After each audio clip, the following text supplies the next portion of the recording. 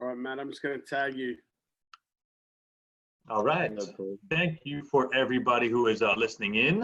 As part of the Centercourt webinar series, our main goal is to keep information flowing to the local and to the international tennis and sports communities. We've been doing that for the past couple of months with some great guests. Today as well, I'm excited to introduce everybody Matthew Ebden. Matthew has won 4 ATP doubles titles. He won the Aussie mixed doubles, won the bronze medal at the Commonwealth Games for Australia. He broke into the top 40 after a quarterfinal run at the Shanghai Masters in 2018. And we are going to discuss a number of topics today. The main topic is going to be discussing the various levels of competition, from being a local junior to being one of the top players in the world. Joining us as well is my regular partner, Conrad Singh. Conrad is the COO and Director of Performance and Tennis at the Centercourt Sports Academy in Chatham, New Jersey. Again, thanks for everybody for listening. You can throw any questions into the chat, and off we go. Conrad, I'm going to hand it over to you. Well, thanks a lot, Ari. We're really lucky this morning, and special guest today, Matthew Ebden of Australia. What a legend. He's woken up at the crack of dawn. It's, I believe, 6:30 or 7 a.m. over there. So, Matt, welcome, mate, to our Centercourt Tennis Series webinars. Pleasure to have you. Yeah, thanks, guys. No, it's lovely to be on, especially in this time with the lack of tennis and connection in tennis. It's great for these things to be able to connect with people, you guys, different tennis facilities around the world, and of course, all the fans, followers, people interested in tennis. So yeah, look forward to having a chat. Well, let's get straight into it. I mean, it's obviously been a really weird time these few months. What have you been up to during the coronavirus time? How have you used your time, and how long have you kind of had to put the rackets down? How's it all been? Yeah, it's been really interesting. It's sort of weird one in many ways, not necessarily only bad or negative, but my last tournament was Dubai in the end of February, and I came back from Dubai and I was going to have some weeks of training before heading to the US for a bunch of tournaments over there. And then obviously, Indian Wells got cancelled, so that got pushed back. And sort of stuff was sort of in limbo for a few weeks. They weren't sure, are they going to cancel Miami? Are they going to cancel the clay? And then, yeah, it just sort of then got pushed back another 2-3 months. And that was kind of interesting because I had a 3 or 4 week training block, and was sort of training, gung-ho, training the house down, was pretty pumped, like to work on my game, my physical, to get ready for the next sort of series of events. And then, yeah, for then to just go boom and just cancel for like another 3 months, really. That was sort of, I guess, a bit strange or a bit hard. Sort of got to a point where I went out to train one day and I'd done 3 or 4 weeks of pretty heavy training, about to be ready to go away. And then everything got pushed back literally like another 3 months. And then all of a sudden it was like, oh, like what? Like now I'm supposed to train for like the house down, like for another 3 months every day. This is like really weird. And then there's even no, then even people are still saying, oh, that's unrealistic that the tour will even come back in, June. I think it was only then. And so we were like, oh, it sort of takes away all your motivation or like your finish line for training to, because when you're training, you can't just be training. You're always training for something and preparing for something. So that was very strange, and that sort of took the wind out of my sails motivation wise in terms of everyday training. So then it just sort of moved back to segmenting training for a few weeks, and then have a few slow weeks, or just instead of just going crazy with training, just more making it fun, stimulating, just keeping up the training, bit of more maintenance training, and just sort of changing it up, keeping it fun, playing with some friends, playing that sort of stuff. But also can't really complain here. I mean, I'm in Perth, Western Australia, and we have hardly been exposed much to this virus. We had a few cases in the beginning, but it's been 2 weeks now where we've had 0 cases every day, just about, and nearly all the cases were quarantined from cruise ships and stuff. So there's only been 5 days in the last 2 or 3 months where we couldn't get on court. So I've been pretty fortunate to be able to be outside in great weather and training nearly every day. So my life didn't change too much around the restrictions and that. We were still able to sort of see family and even a couple friends, even when it was at its worst. And even that's all lifted now. So yeah, it's been a good place to be, I think. I always love being at home. I'll always take an extra few months at home. It's no issue for me there. But yeah, pretty strange sort of vibe, I suppose, when the tour just keep getting pushed back and back and back, and now it's back to August. So we'll see. So on that, do you think the US Open is going to go ahead? I mean, the ATP have been pretty quiet. They haven't really talked too much. So you might have an inside scoop for us. Yeah, look, I'm talking to ATP guys every couple weeks, few weeks. ATP staff asked me to go and play a council this year, so that was something that obviously didn't or hasn't happened yet, because they were going to have meetings in Indian Wells, and then there was going to be a vote in for that at Wimbledon, which obviously didn't take place, isn't taking place. And so, yeah, my indications are on the 1st of June, they will make a decision about the August tournaments and possibly US Open. I've heard it's unlikely at this stage, but you never know. So my opinion or answer to that question is I think it's probably unrealistic or unlikely if it's, in sometime late August or whatever, but potentially if they put it back a month or two, there's maybe a small chance of some tournaments being played at some point, maybe late, September, or maybe even October or November, maybe even December. That they might try and put together a 6 or 8 or 10-week schedule, at the end of the year if they can. But I think that's being optimistic. I'm always optimistic, but I think that might also be slightly unrealistic. I'm not sure. Just because all these events, they need 2 or 3 months minimum to prepare and to get everything ready and to organize all the contracts, the insurance. There's so much that goes into making all these events. I don't think most people realize, but I mean, when I say 2 or 3 months, they probably need 12 months. I mean, US Open would have started planning, late last year, and for that to all be up in arms. I think it makes it a logistical nightmare, and then behind the scenes, obviously, all the contracts, the insurance, the security, the medical, all these things. It's a huge operation. So they definitely need some months to get organized.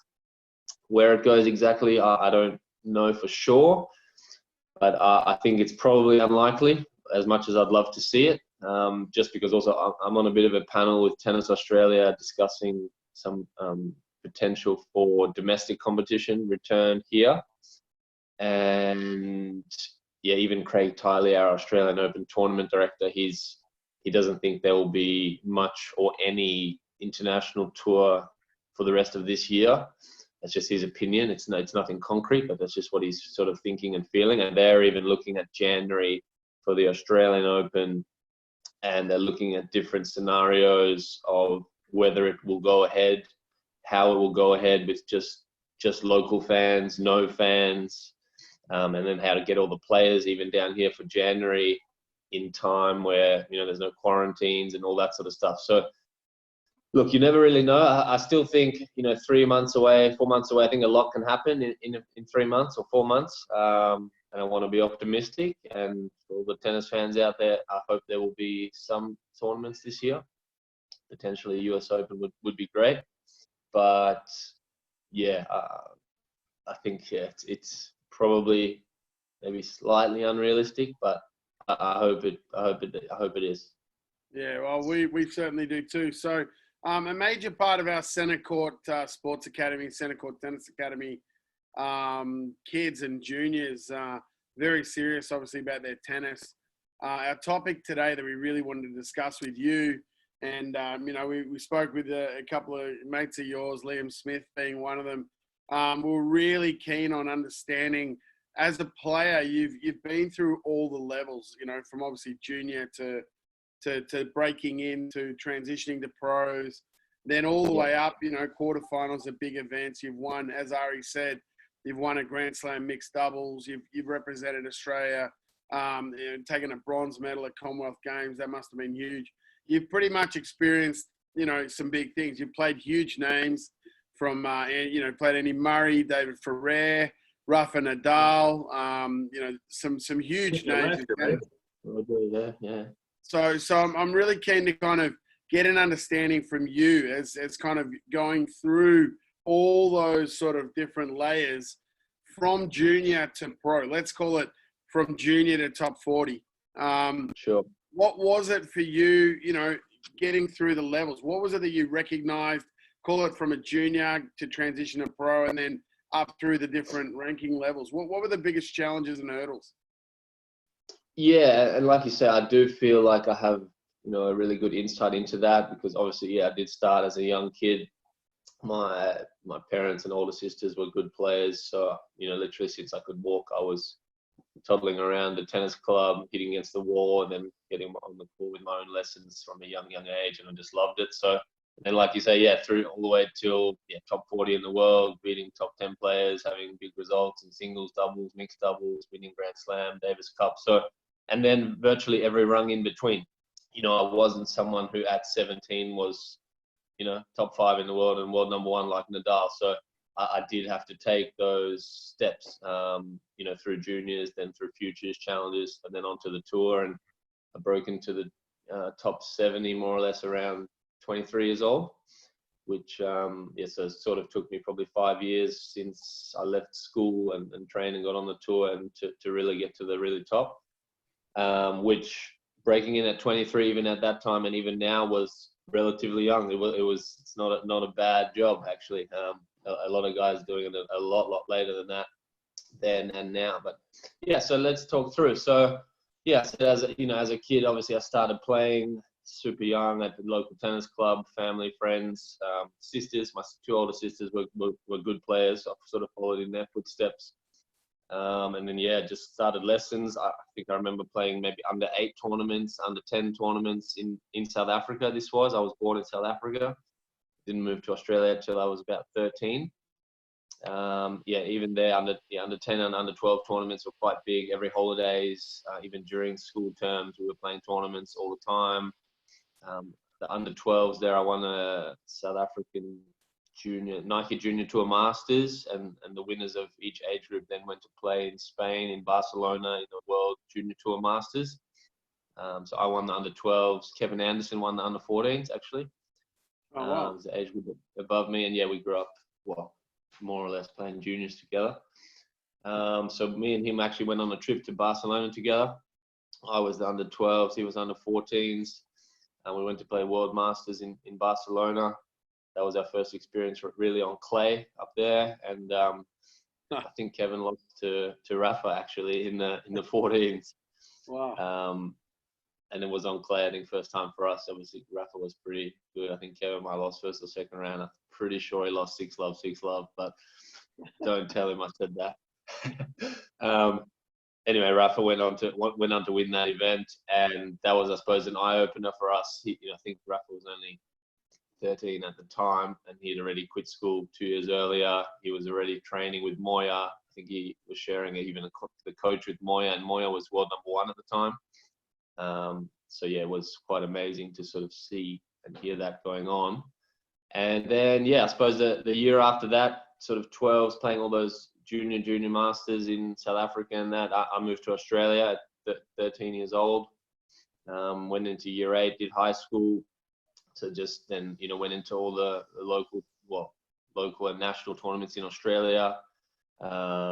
A lot of men's tournaments, but it became also under 14s, under 16s, state teams, national events, and then I went into men's tennis and men's tournaments pretty young. I went to probably one of the best private schools here in Perth, and we sort of made the decision after year 8. I had the option to maybe stop school then after year 8 and just do completely full-time tennis and do, sort of homeschooling type thing.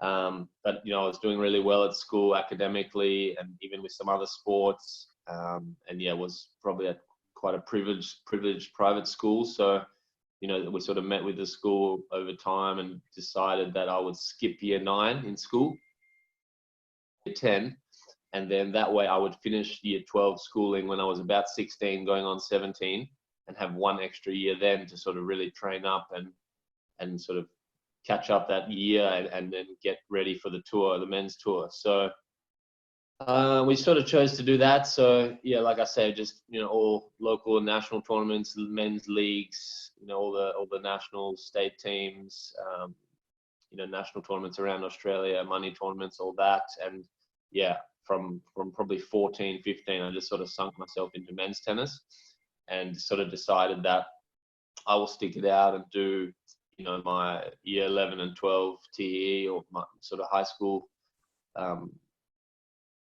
you know, relatively seriously, whilst doing tennis before school, after school, in the evening, on the weekends. And then, you know, I had some flexibility to travel as well. And then, yeah, so I sort of took more the get into men's tennis early sort of route rather than going for junior ITFs. For those 1 or 2 years, I didn't travel like some of the guys that went all around Asia and New Zealand and even, you know, Europe and that for those couple of years to play junior ITFs and get a junior ITF ranking. We sort of decided to kind of skip that part, just go sort of straight into men's. We sort of saw a little bit to, I suppose, advantage or benefit in doing that. I sort of felt like, you know, you do all that, you go all around, you get a junior ranking, and then by the time you turn 17 or 18, boom, that's wiped and sort of worth nothing really on the men's tour from where I wanted to go and what I wanted to achieve. So we sort of put that on the back burner and went, okay, right, I'm going straight for men's tennis, and when I'm ready, I'm going straight on the men's tour. So that's basically what we did. Yeah, even looking back, that's not to say there's no value in junior ITFs and junior ITF tour, because there is. I think there's different ways to go. I think looking back, the benefits to people who did do that is probably just getting, you know, exposure to playing, say, junior Grand Slams, and when you go there to the senior Grand Slams, you feel like, oh yeah, this is, you know, you feel a bit more experienced. Maybe you feel like, oh yeah, I've been here already. I played the juniors here. I know the setup. I know the courts. I know the vibe. So maybe things like that. But so yeah, so it was all sort of men's stuff for me. And then right out of school, then from 17, I was playing futures. Yeah, I started to get points and get ranking in my first 1 or 2 futures. I was able to get through, I think, qualifying and win my first rounds, get some points. That was always cool. You know, get your first ranking points, get on the board at whatever you were, 1,200, 1,500 in the world, and boom, then, you know, at 17, you're like, oh, I'm a ranked player, and that was pretty cool. And I think within 2 years, you know, that was all futures. I never, I was too young, or I missed the generation of playing satellites, which you might remember. That was my generation. Yeah. I started up, it was just futures. So yeah, futures and challenges really. So yeah, I think within a couple of years I was winning futures. I won my first future in the US actually. It was part of the summer sort of Midwest tour through sort of Illinois and that. And then actually in Milwaukee, Wisconsin, I won my first future up there. So that was pretty cool in the US.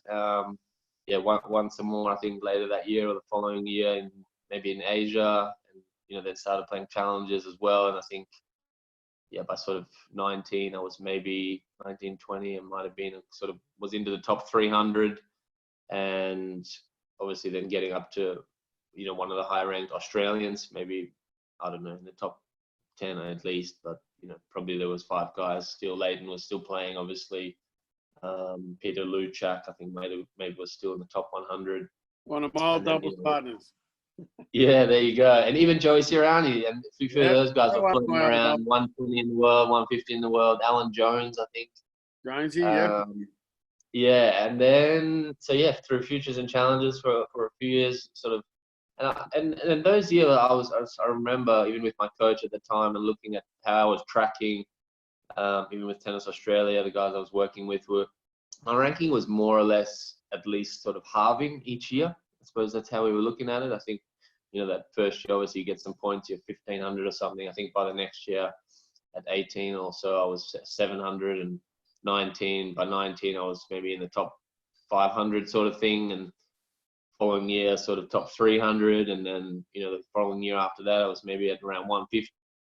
And then by 22, 23, I was, obviously close to the top 100. And then went through a good swing in Asia. I think I qualified and made quarters at the Shanghai Masters. I think I won 6 or 7 matches against obviously all top 100, top 50 players. And that was sort of, I suppose, my big breakout. That's when I was really ready to go. All right, world, here I am. I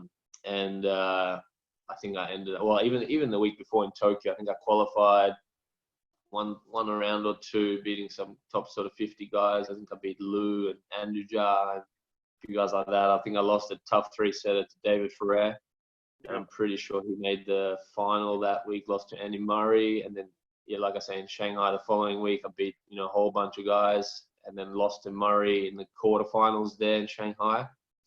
And basically Ferrer and him were the two best players on that swing, and they was the only two guys I lost to. So I started to feel pretty confident and pretty good about my game. And obviously then my ranking went, straight to top 70.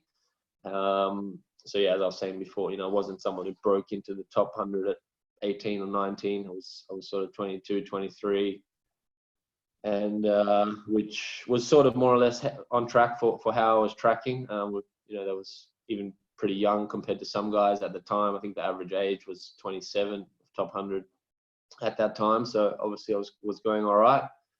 And then that obviously I think I was number 2 in Australia, ranked 2 or 3, and then in the Davis Cup team, and that brings all that stuff, and then a whole host of new learning and great coaches and people to learn from. So I suppose that's in a nutshell. I suppose a little bit of I love hearing about all those different layers. And so again, a lot of our kids are juniors, and for them to think about what you just described, sitting on a Centercourt, against Andy Murray or a David Ferrer, is so far away. But you were once that little kid. And so what kind of is impressive for me hearing all of this is you went the non-traditional path. Really, very few kids at 15 are playing men's tennis and are able to deal with what you're going through, probably losing a lot more than winning. I mean, how much did that help you? So many kids today are really hung up on, we have, the UTR system. It's very big in our program, and kids get really stuck on that. They almost get it's a freeze, paralysis of analysis response to this. Did I move up 0.01 or did I go down 0.03? It's more important. What's more important is development. So what's your take on that and the kind of ranking mentality versus development? Yeah, definitely. I have a lot of insight, I suppose, into that, even studying, I suppose, a lot of psychology myself over the years, and obviously others and younger kids I'm helping and get asked, a lot of questions over time. But I think, first of all, first answer to that question, growing up in South Africa when I was young, I was less than 10 years old, started to become obviously one of the best in my state, or even one of the top few in the country in the rankings. At the time, I think Wayne Ferreira was in the top 10 solidly, and Amanda Kutzer was probably number 2 in the world. And then, I was sort of thought that, I was sort of, more or less the best under 10-year-old, and then under 12-year-old, I won the Masters under 12s, and sort of I was the best. And, by the time I'm 18, 20 or old enough, I'll just, get to the pros and I'll be top 10, because that's just how it goes. So just sort of slightly ignorant, but just had that sort of belief. And I suppose from my sisters playing tennis, and probably my dad pushed me the most and gave me that belief at a young age of how well I was doing or how good I was or could be. Sort of instilled that, I suppose, belief in me from a young age. And so I just naturally thought, that's just what happens. I'm sort of the best junior, and I'll just keep going. And Wayne Ferreira and that, he's top 10. So I was like, I'd love to just, get on the tour one day and be top 10. So that was sort of my goal, where I thought I was going, and then like you say, so even from a young age with development, I just always remember even being in under 10 tournaments, being, junior, under 12 tournaments, obviously competing for everything, being upset if I lost. I remember shedding a few tears here or there if I'd lose to my rivals, lose the finals of a tournament, or Sure.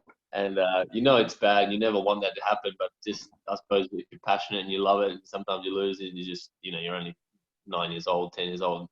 Sometimes you cry. It just happens. I've seen stuff with Roger and Andy Murray, and it's no different. They explain like when you're a kid and you play and you lose, and you just sometimes you cry. I mean, it's kind of embarrassing, but if you're only 8 years old, 9 years old, 10 years old, like I don't know. I suppose you don't have control of your emotions or whatever, but I suppose at least it shows you care and that you're passionate about the sport. Development-wise, I was saying too, from a young age, I suppose I was taught, all areas of the court, at the back, serve, obviously return, be solid at the back, but then come to the net, use that too. And I remember serve volleying actually at a young age, and even approaching the net and coming in and sort of playing more aggressive, even from those under 12, under 10 finals, under 12 finals, obviously mainly on hard court, these ones.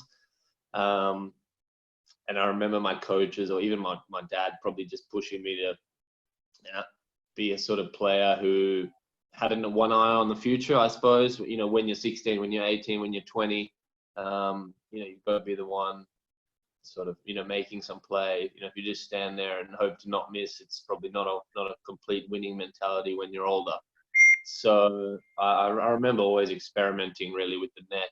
I remember obviously getting lobbed, but I remember being sort of one of the guys who's sort of more making the play. Probably one of my arch rivals at under 12s was the guy who was just more a baseliner and just, sort of Mr. Consistent, whereas I was sort of that, but had a few different elements to my game. I was coming to the net, I was mixing it up, I was maybe trying to play more aggressive. And sort of just developing that way. But I always had the belief and trust that would serve me better in the long run. And it did. I suppose that there's many people like that who it didn't. And, there's more than one way to skin a cat. But yeah, I think it's hard because obviously as a kid, you want to win. Our country, our society is so focused on immediate results and sort of immediate satisfaction and gratification.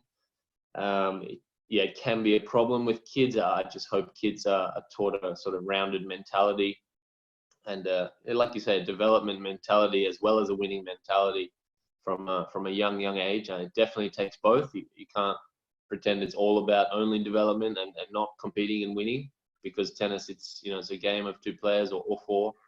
And it's about competing and winning. So I think also from a young age, I like to say and to kids, as much competitive tennis, the better.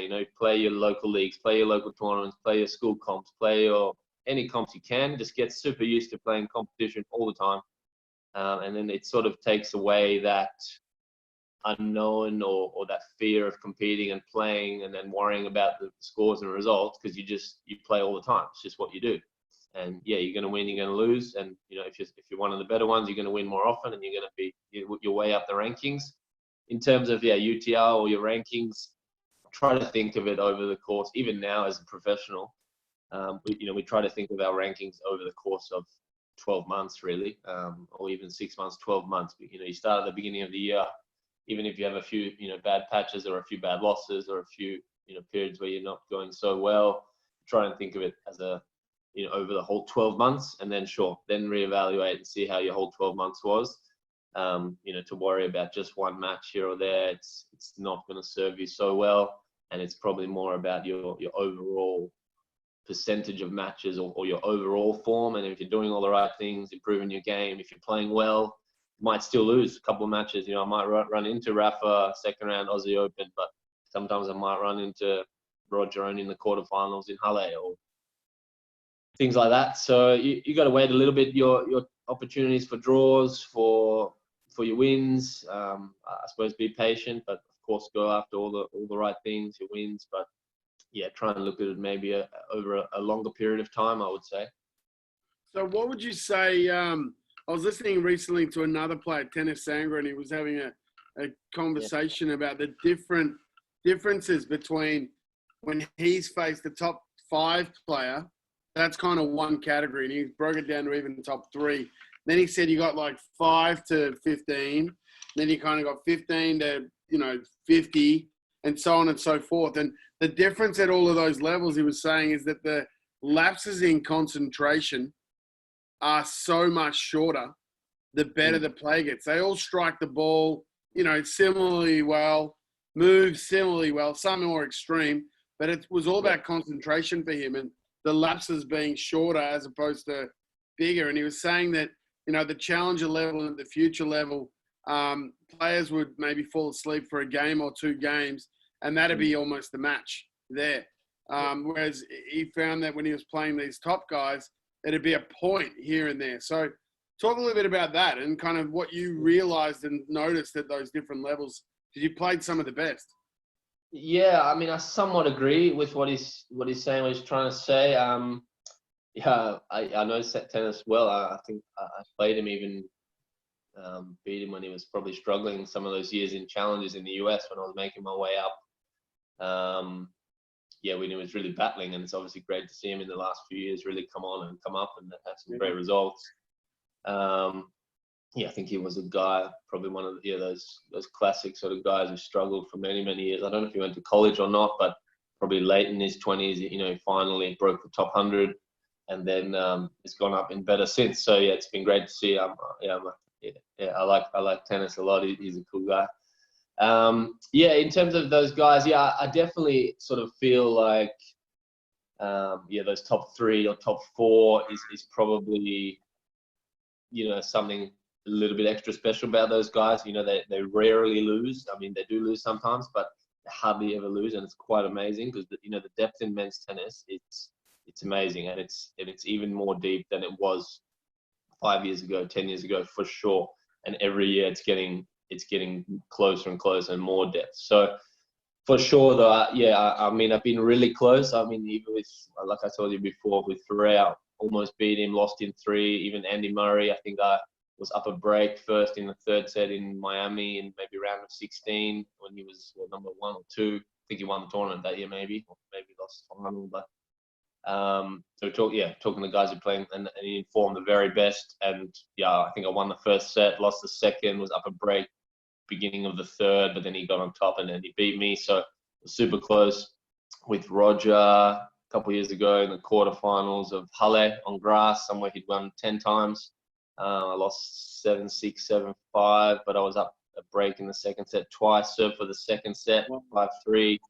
I was playing really well and confidence. I sort of felt like I was playing some of the best grass court tennis of anyone sort of in the world. Beat Cole Schreiber week before, made semis in Togenbosch. I beat Goffin. He was top 8 seed in Wimbledon. Anyway, just sort of those sort of levels, but definitely those top few guys. And then Rafa, even I played Rafa 2nd round Aussie Open last year. I think I was up 4-3 at breakpoint 1st set, had a small little chance to get something of a set. Didn't get it, and then he runs away with it, and boom, that's the end of that. Like, their level just increases when they get a lead. I think if you can keep them close or be up in the beginning, sort of stay with them, but once those sort of guys get a lead or break free and loosen up and they're not tight, or you don't keep them super close, then then they open their sort of shoulders, and their level is really, really, really good. Like you say, there's there drops in concentration, not only concentration, actual level of their game. Their sustained level is so high. Hardly give you away at any point. And even Roger, you see sometimes the guy is just going through the motions a bit, some of his games, some of his service games, but he's actually not really. Like, everything's sort of calculated. Everything is still sort of hitting the spots. Even if he looks casually slapping a few, he's still making nearly all the shots and making it tough on the other guy or breaking momentum. Played Rafa a few times, Roger, played Murray a few times, Ferrer, these guys.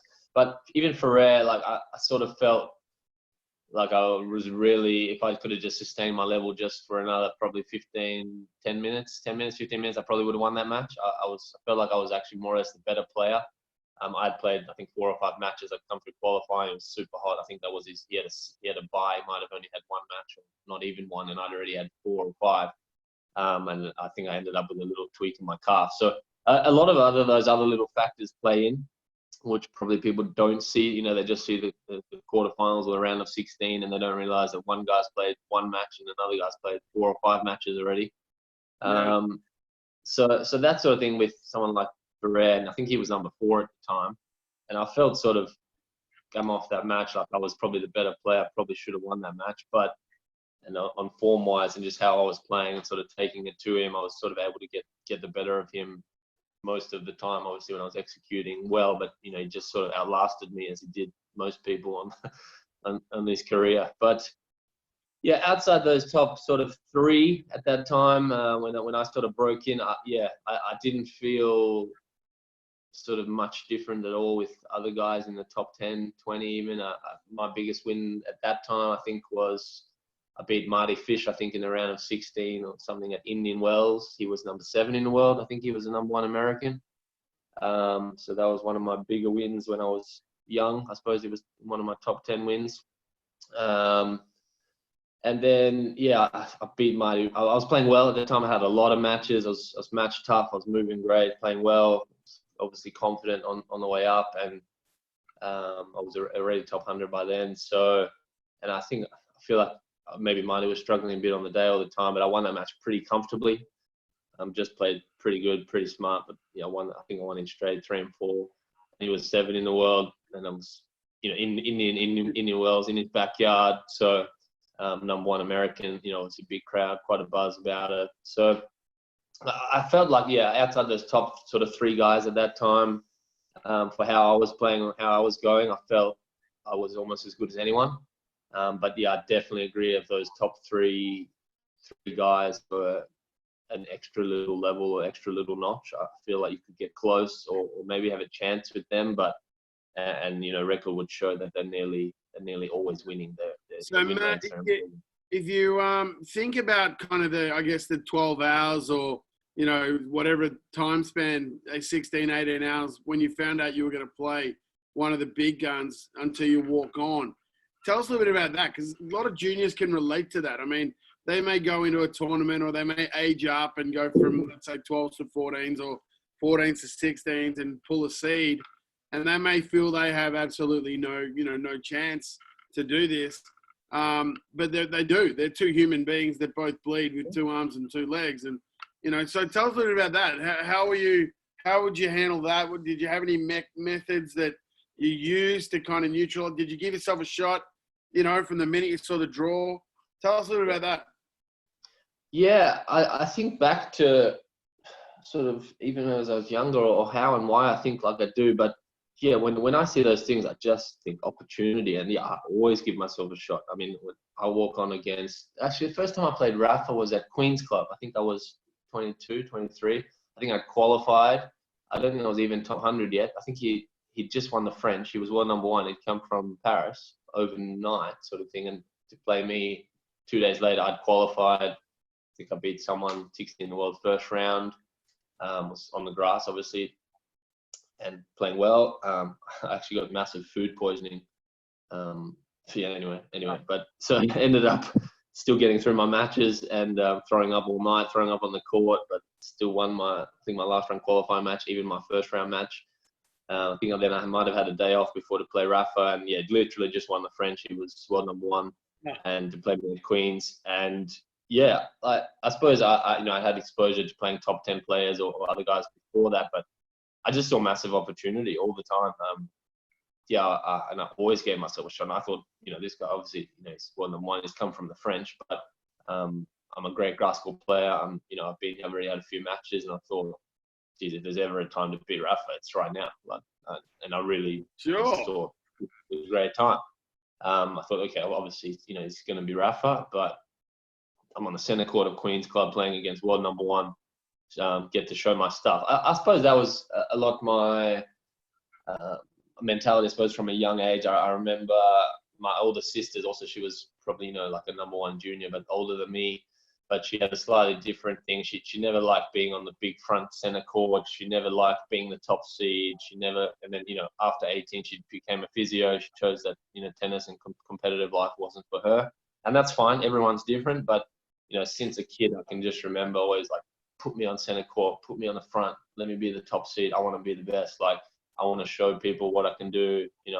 Give me that chance to show people what I've been practicing, what I've been doing, what I've got, my talent, my ability.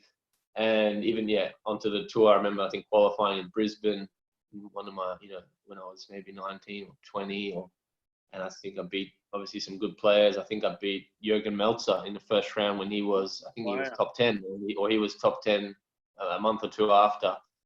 That when he had that run at semis at French Open, and, the top 10 that year or two. And I think I lost to Richard Gasquet second round. He was top 20. And I was like, great, bring it on. Like, let's see, watch me play these guys, and watch me beat them, or watch me at least play really good and show how good I am. So I sort of always took that sort of optional mentality that, great, give me the chance, give me the opportunity, let me show my stuff. Sure, if you don't win, we know, too bad. I mean, maybe no one really probably expects you to win, except maybe yourself and maybe your coaches or your family really believe in you or what you can do. And that's fine. There's always going to be people who are going to think you're winning or not winning. That doesn't really matter at all. So truthfully, even with, like I said before, I was playing Roger at Halle in the quarterfinals. I'd beaten Kohlschreiber before. I'd beaten Gilles Muller on grass the week before. He was defending champion at Hertogenbosch. Was confident playing well. And, he was obviously, Roger was world number one, and obviously probably our best grass court tennis player of all time. But I really felt my level was equivalent or close to some of the best grass court tennis at that time. And I felt for sure I could win. And I remember even coming off after not winning the second set and serving for it. And I sort of thought I should have at least been in the third set with a chance to win. And I felt really devastated because I felt it was such an opportunity lost. How often do you get to play the world number one and beat the world number one, So it's pretty rare that you get to play them, first of all, and then to be close to or to beat them. So I suppose to lose those opportunities is devastating. But of course, in hindsight, it's still great that you're at that level playing them, on the same level, just, neck and neck with the best in the world, the best ever, maybe.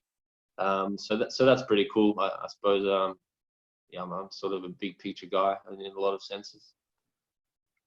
Oh, that's so exciting to be part of that and to have all of those experiences. And, now's your opportunity also to help juniors, get through having walked the walk, as it were. I'm going to ask you two sort of, snapshot quick questions.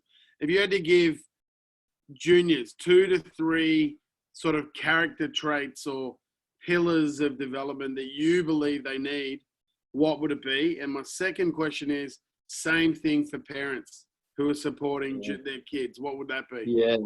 Yeah, great questions. As I said before, I studied a lot of, obviously, mental processes or mindset or psychology and stuff over the years, and even now doing more courses and things. But for kids, I get asked the question a lot, even in my local city, state, helping Australian juniors. Parents ask me what their 12-year-old kid or their this kid. And my first answer is always this, and it's definitely the most relevant. It's that if your kid is 7, 8, 9, 10, 12, 14, 15, the best advice, and even one that I've sort of always been on to, my parents, even, if they sort of encourage or push me a lot, they've always, at the end of the day, it's always been about, you have to enjoy it. You have to do your best. And if you win or lose, that's too bad, really, all you can do is your best, and all you can do is keep enjoying it. So the first thing I will say to these parents and the kids is keep enjoying tennis, keep having fun with it. Whether you're literally, if you're 5 or you're 12, it doesn't matter. I say to them all the time, I was like, and I've seen it before in my age groups, in age groups around me, a lot of guys who were good players when they were 14, by the time they're 18, 19 years old, they've quit tennis. They're off doing something else. They're not even playing anymore, or even more so by the time they're 21 or 22, nearly all of them have quit. Maybe there's a couple left. And that's fine. That's natural. Tennis life, it's not for everyone. But, even in the US, like you were saying before, there's so many options. Tennis can get you to college. You could get your tennis college sponsored scholarship. You can go on the tour. You can just even have your job and play tennis. You can play leagues. You can play tournaments, UTR tournaments, you were saying. And it's even as I've gotten slightly older, the networks and relationships you build from tennis and people I've spoken to, even in business, I say, oh, you wouldn't believe how much tennis has helped me in my life just with business. And, it's such a common ground between so many businessmen all around the world. They, love tennis and they play tennis and they do business deals or money deals, whatever.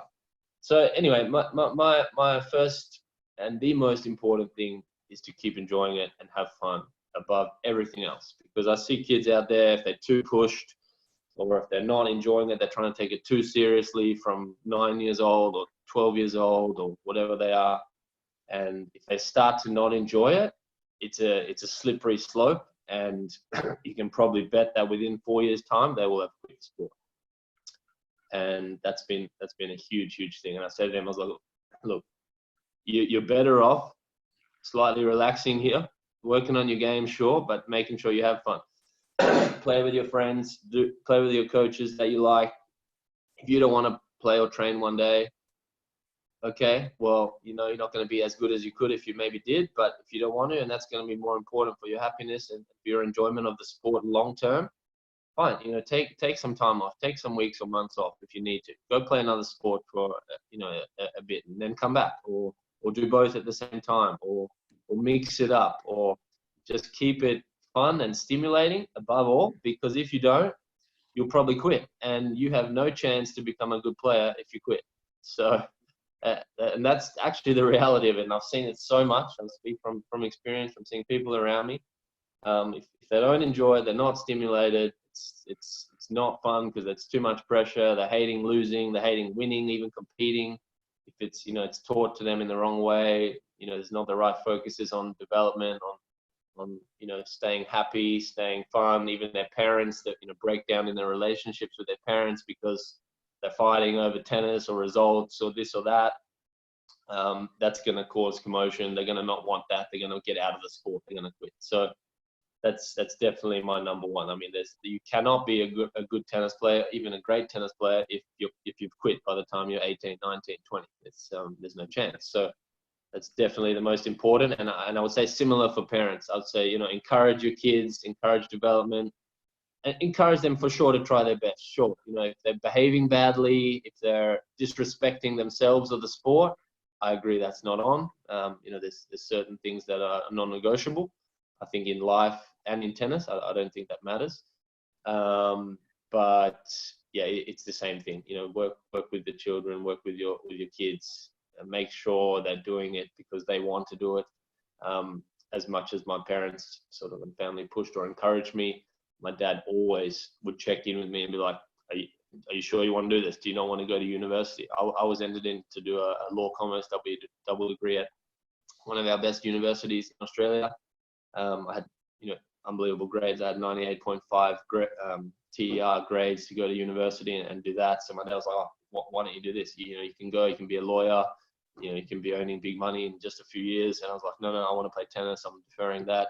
I'm going for it. And he's like, are you sure? Like almost playing mind tricks on me to really see if I was really going to be into it and really choosing it for myself. So I think that's important too, because I think lots of kids out there, they will play and it's good to be pushed, but it does need to be their choice.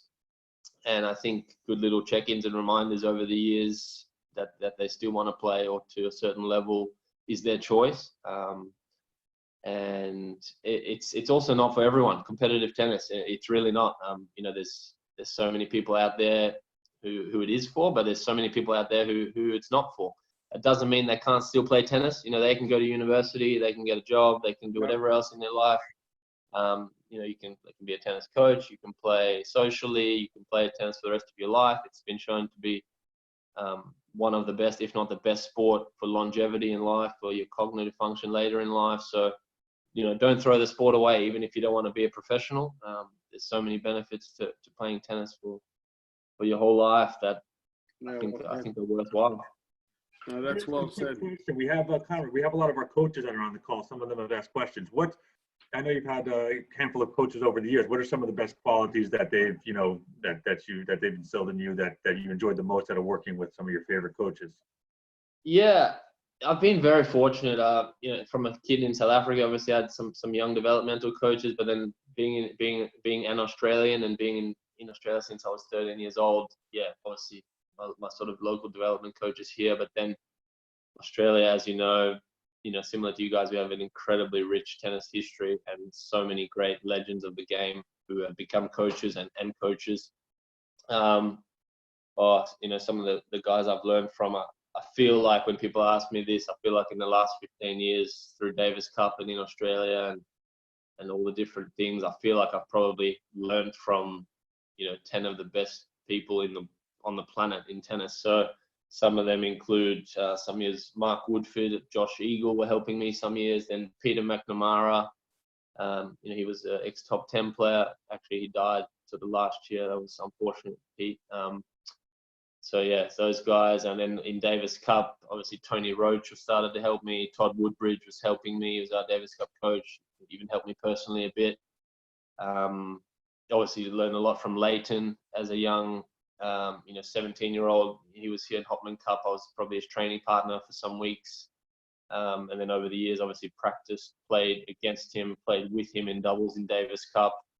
Sort of learned from those guys. Who else did I? One of my sort of coaches from here ended up being very good. Darren Tandy, actually, also another sad story. He also died actually after a stroke. Found cancer, but a few years back. Shame. And then Liam Smith, who you said you had on the call before, he helped me for a year and a half there a couple of years ago. He's working with Gail now. Don't know if you're listening, Liam, but how you going? Thank you. All the good work. And then even after that, this last year I worked with Jan de Witt, German coach. He had a lot of experience, someone I knew a lot over the years. He worked with many great players too. That's probably just the names of some of the guys that come to mind. Even Pat Rafter, he was our Davis Cup captain. He helped me. John Fitzgerald, even John Newcomb a little bit, had some chats with him about some things. It's been very, I suppose, rare and amazing for me to have had so many really great influential coaches, and I feel like I've probably learned tried to be a sponge and soak up and learn sort of the best parts I could from every coach or ex-player in that sense. And yeah, I sort of feel like I've have left no stone unturned in sort of getting feedback or coaching advice or information about the game of tennis or about even me as a player or the game in general. And if there are people out there I don't sort of know what they know, I've probably chatted to them or asked them at some point. I'm that sort of guy. I like to, get all the sort of information. I'm pretty analytical. Matt, what sort of learner are you? Would you class yourself as a visual learner? Are you more of a technically minded sort of athlete? Are you a more physically based, mental based? How would you describe yourself? That's something we're talking a lot to our players about, is self-awareness, not only game style, but Yes. Yeah, for sure. I think that's relevant. I think as when I was maybe 18 in AIS, Australian Institute of Sport programs, I think they got us to do probably some tests like this to see which sort of learning you maybe favored. For sure, visual was one. I think when I was probably reconstructing or working on my technique, particularly, or maybe on my serve and my forehand when I was 17, 18, 19 years old, for sure, visually is huge. Even studying in psychology and stuff, though, looking at just what type of learner you are and going only in that sense, they've actually shown in the brain it's not the ultimate way. They say for sure use those ways, but use the other ways too. They say use audible, use all your senses in learning if you can, even if they're not your most favored. Right. For sure, use your visual if you're visual, but use the other ones too. Use your sense of your hearing, your speaking, your touch, your feel, because they develop all sorts of parts of your brain which have shown scientifically to be more beneficial in the long term, and I suppose for the growth of your body, your brain, your development. So you use them all, I think, is the answer to that. And then sure, I found visual. I found looking at my technique, especially technique in the mirror. I remember practicing my service technique and take back in front of mirrors, side mirrors, on camera, and really breaking down, stuff on camera. For sure, it's very helpful. And then, obviously reinforcement from your coaches, from, matches, even what's happening when, why. In terms of what learner I am, I'm very analytical. I'm very studious, I should say. Maybe it come from, I suppose, being a good student at school. I was pretty academic. I still am. I'm studying a lot of things even now, especially in this time out with some extra time. I think a combination works well, but I found visual for sure quite a big one. We got a question here, Ari. I'll jump in. I'll ask from one of our top development coaches in our academy, Coach Terry, who's also from Sydney. He basically said, "G'day, Matt. How you going, mate?" He wanted to drop that in there. As a youngster, did you sort of have the vision of being a world-class player? I guess we touched on that a little. Who was your idol or your biggest influences? And he's asked a really good question, and that was when you were 12 years old. How did your weekly schedule look? Like how many hours of this, how many hours of that? So first part of that question, how you going, mate? Good to see another fellow Aussie. So sort of my idol influences, I suppose, growing up, I think I mentioned a bit earlier. So, I grew up as a kid in South Africa. I was sort of one of the top juniors, maybe number ones, and under 12s, and I won a world, sort of the junior masters, under 12s, and then I moved to Australia at 13. But in those young years, Wayne Ferreira was in the top 10, and the number one South African player. So he was obviously an influence, and I sort of one day, and it probably answers your next question, as being sort of the best junior and going on with it and wanting to be a professional player myself, I just sort of figured, I'm the best, and if I keep going, one day I'll be top 10. That will be me. It's just a natural progression. I just didn't think any otherwise. I just sort of thought that's just how it is. At the time though, as well, probably Andre Agassi was my favorite player. Had the head rackets, the black and yellow head radicals. I loved hitting my backhand, sort of hitting through it, and just maybe slightly flatter like he did. And then I remember Stefan Edberg though too, and watching just a bit of his game style. I suppose I love the way he sort of came forward and so volleyed and used the slice.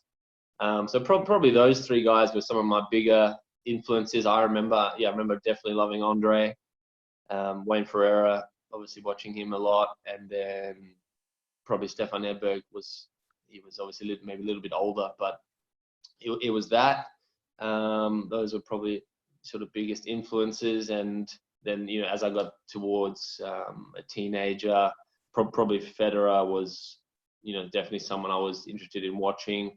Leighton was obviously world number one, but, his game style, obviously, it was like the human walk, like, just hit the ball back, never missed, and there's incredible fighting qualities, incredible consistency, all that stuff. But for me, it wasn't the most appealing or most exciting tennis I would resonate with personally. I preferred, an all-court sort of game. Guys who were, hitting it big, doing different things. James Blake was smashing forehands. Roger was playing all court.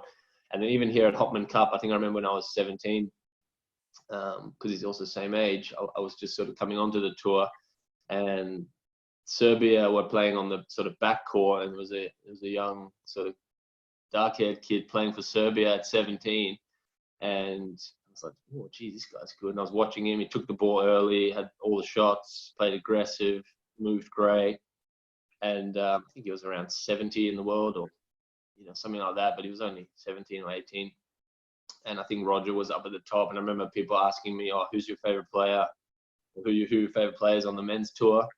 When I was sort of probably 17, 18, 19, and I said, oh, I like the way Federer plays, and but also probably this other really favorite player. I was like, you guys probably wouldn't know him. He's not that well known. Like, he's a Serbian guy. I think his name's Djokovic. Like, you should watch him play. It's pretty good. Like, he plays really good. Takes the ball early. Can do everything. Like, watch out. I think within about a year or two, he's probably 4 in the world, and obviously now he's got 17 Grand Slams. So I like to say I picked that one, but So yeah, I obviously liked the way that those guys were playing, and yeah, obviously that week I was training with Leighton myself. I think Leighton was playing. I think James Blake might have actually beat him in one of those matches at Hopman Cup. Being from Perth was a local event for me, and then yeah, obviously myself going into Australian Open qualifying in the coming years and main draws and all that. But yeah, I think I hope I answered a few of your questions there. You did. Last one we're going to throw at you before it gets too late in the morning for you there. I know you got to get cracking, but again from Terry, he's basically saying, as a 12-year-old, you kind of answered this. He said, what sort of advice would you give to juniors who are serious about it? And, you know, as you're sort of looking back, did you value playing practice sets more than the training side? Was it even? How much did you mix it up? And again, you relate it back to kind of at that age, what was your week looking like? Like how much? Yeah, I remember you said the schedule. Sorry, I forgot about that. So yeah, as a 12-year-old, I can remember, just before leaving South Africa, probably even as a 13-year-old, easier to remember. So I came here to start year 8 in high school. And went to a private school. So I was in school for sure, during the day. But I had first team tennis. So I was playing year 12, number 1 in the first team at year 8, which was obviously guys were 4 or 5 years older than me. So they weren't too sure about this, a young sort of 13-year-old playing number 1 in the year 12 team. So it took a few weeks or months for that to be normal, but it was sort of strange. But the great thing was that they sort of took me on, and we had school tennis training before school, so that at 6 or 6:30 a.m. 2 times a week, and 2 times after school. So we'd go in early at 6, train till 8:30, then have a shower. We'd go have breakfast with the boarders, and then do class and that, and then after school again go another 2 hours, and then from there, I would then go to my club or to my squad and, spend 1 or 2 hours hitting with my men's team and having lessons or playing practice games or sets with them.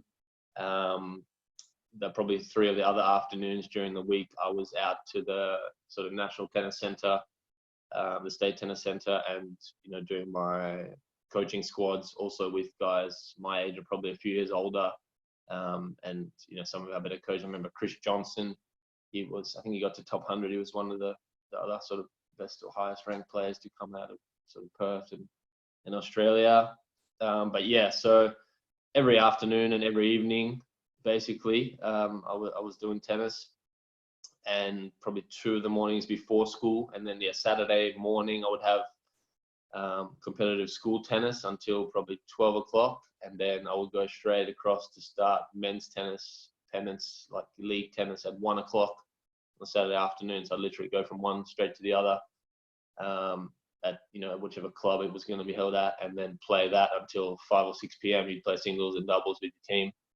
That was good. And then even as a 13, 14-year-old, then on Sunday morning I would go and play junior state grade pennants also from 8 or 9 till 12 or 1, and then have the afternoon off and maybe do some schoolwork or something like that. But so it was pretty full on looking back, but at the time you don't really think much of it.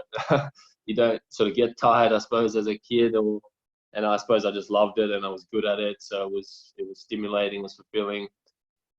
So that was sort of my schedule during school times and hours, and then other weekends or school holidays, or even sometimes during, we had state team events where you'd travel around Australia, we'd play the other best kids, you'd have nationals, we'd go and play national tournaments, you'd have other money tournaments and things. And I suppose that continued more or less through high school, maybe with some international travel or other things here or there. But so that's sort of more the schedule. And then getting back to what you said about practice sets or competitive, games, when I was young, how did I value them?